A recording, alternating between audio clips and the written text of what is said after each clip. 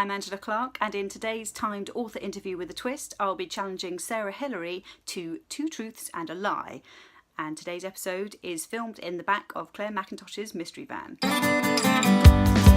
Good afternoon guys. Thank you very much for joining us. I am super excited to have back in the back of my mystery van the wonderful Sarah Hilary. Thank you for being here, Sarah. Thank you for inviting me. Oh, thank you for coming. This author interview is a timed 15-minute one. It's called a book blast, so we're going to put the timer on. My lovely leg timer. Oh, it didn't work. You can tell I'm a keen cook and I cook all the time at home and I know what I'm doing. I'm putting my little leg timer on and that will tell us when our 15 minutes is up. Now, lovely Sarah, please tell me about your latest book, which you have brought with you. They can see it. This is Quieter Than Killing. It is the 4th book in the Marnie Rome series that began with Someone Else's Skin, which was lucky enough to win the Theakston's Old Peculiar and it's an amazing novel, book, which I was absolutely bowled over about, and it's very exciting. So this book sees Marnie and her Detective Sergeant Noah Jake investigating a series of vigilante attacks in London, which don't appear to be necessarily connected to begin with, and certainly don't appear to be as personal and close to Marnie's own life as they then turn out to be. Ooh, it's good stuff. It's a really good book. So I have said this to the others. Can you tell me something unusual about your main protagonist? Something unusual.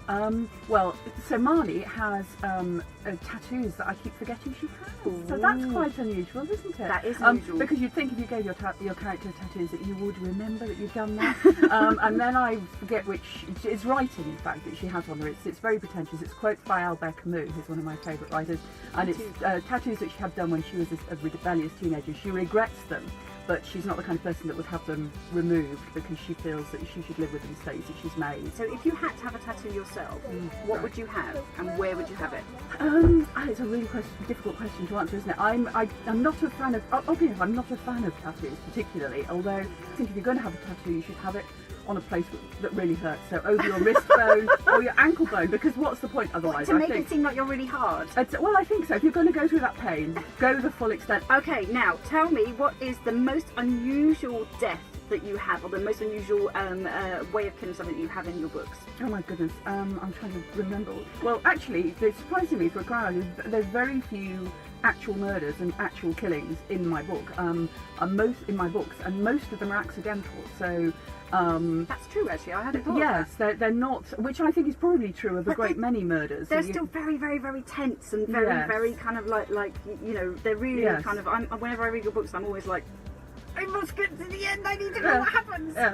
Well, I think so. In Tastes Like Fear, it's not so much I always think it's not so much the way in which they died as how they're then discovered. I think the impact of the discovery. So in No Other Darkness, it's that the 2 small boys are discovered in an underground bunker, and that really upset me writing the scene. I still, you know, and it upsets readers reading it, but it's not what you think it is. So when you first read it, you think that you're going to read a certain type of story, and in fact so in a way it was deliberately picked for that. In Tastes Like Fear, the body is discovered in Battersea Power Station, laid out in their showroom flat, and that was my opportunity to start to use Battersea Power Station, finally, one of my books, which has been an ambition of mine for years. So that's probably my favourite and the most unusual.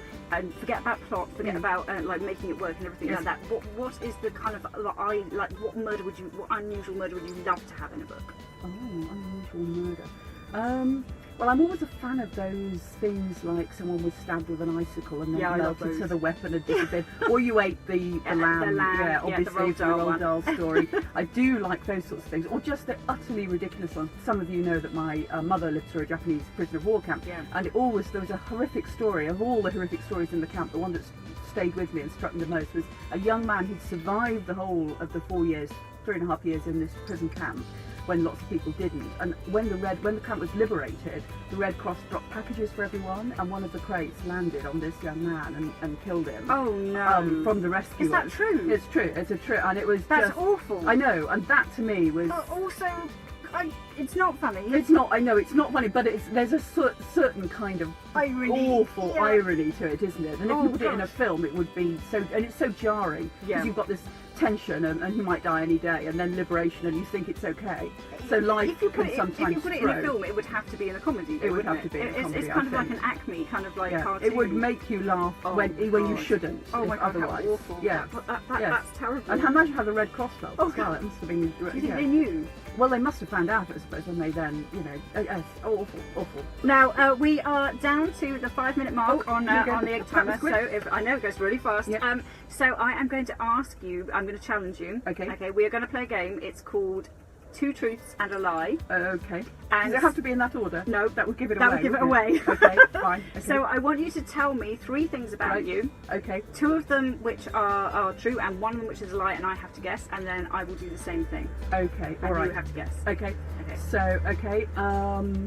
I have had a range of toys named after me. I've been twice cautioned by the police on separate occasions, and I actually prefer cheese to gin. Right. Okay. You prefer cheese to gin? See, I don't like gin, and I feel that's quite controversial. I should have kept that as one Well, of no, mine. as long as you like some kind of alcohol. Yeah, you'd be obviously, okay. yeah, no, It's only if you're a teetotaler. Yeah, fine, I like it's a bit alcohol. suspicious. I'm the only person that doesn't like gin in the entire world, apparently. Unless you, so you do like it, but not as much as cheese. I would, if I had to give up one of them, I would give up gin and keep cheese. Okay, and you've been cautioned twice by the police. Now, see, I think that, you know, that's quite reasonable. You could have been speeding, or you know, that's quite, or you could have been, I don't know. Crime writers often lurk around places and get too close to things. Yes. You could have been doing that. And what was the first one? The first one was that what was it? I've had a range of toys named after me. you? Yes. Okay, that's really odd. That's really odd. Okay, I'm torn between the toy one and the gin one. I think that the toy one is the lie. Okay. Do I now reveal? Yes, no, reveal. Actually, the police one is the lie. No, is it really? My mother made a range of toys called the Sarah Penny dolls, which is named after me and my sister. Oh, brilliant! And I would actually give up gin for cheese. Oh. And I've never been cautioned by the police so far. Ever. Now, Yeah. I have a slight confession to make. I haven't prepped mine, so Okay, I'm going to have to go off the top of my Okay. head. Here we go. I was very pleased that I tricked you there, though. You did. You Made me won. very happy. You won. What did I win? Gin! Cheese! You want some cheese? A massive cheese that will kill me as it rolls down the hill. It's a win. Right. Okay. And we have 2 minutes left for me to do my my 3. 1. I have a tattoo. 2. I have been cautioned by the police. 3. I'm a trained circus artist. Ooh, okay. I don't think you have a tattoo. I think there was a tree. Bang on, straight away. Do you know how I knew? Did I Because say it it earlier? takes a long time to think of truths about yourself. Oh, It does. It takes a long time to think of truths about yourself. It's much easier to think of lies. that is your analytical mind It telling is. you. That is Sarah Hillary's analytical mind Yes. in action. Yes. Now, Anyone ever pauses, you know that it's because they're trying to think of the many things they could tell you about themselves that were true. It's And so which hard. ones are those they really want to play? Yes. It's so hard to see. This is why I should have prepped. See, you won. You won. You hands Thank down won. Did I win some anything? You No, can that's win. all right. You can win. You That's can okay, have you don't some have to give me- exciting. Have some arm treatments. There you Oh, go. okay. Look at that. It was worth it. Yeah, definitely. Thank you. Well, thank you very much. I'm going to. That was great fun. I really enjoyed it. Oh, thank you. And I hope Thank you guys did too, and you're watching it all, and come and hustle the van. And we didn't get kicked out of the van. We didn't get kicked That out. was of the very van, exciting. which is very good. Which is very good. Now, before you go, Sarah, Yes. where can people find you online? They can find me on Twitter especially whenever I have a book deadline. It's Sarah_Hilary on Twitter. They can find me on Facebook too. I think if you just put in Sarah Hilary, it'll come up with my author page, and there's all kinds of exciting things there. And my website is called Crawl Space, but it's www.sarahhilary.com. Fantastic. Hold your book cover up one more time so One that more people can time. see what they should go Get to out. the shops and buy now. This is it, please. Price by Killing. Thank you very Thank much. you very much. Thank you very Okay, much, thank you. guys, for watching. If you are watching on YouTube, then please give this a thumbs up and subscribe. Thank you very much to Sarah Hilary for joining me. Thank you guys for Pleasure. watching, and we will see Thanks, you guys. soon. Bye.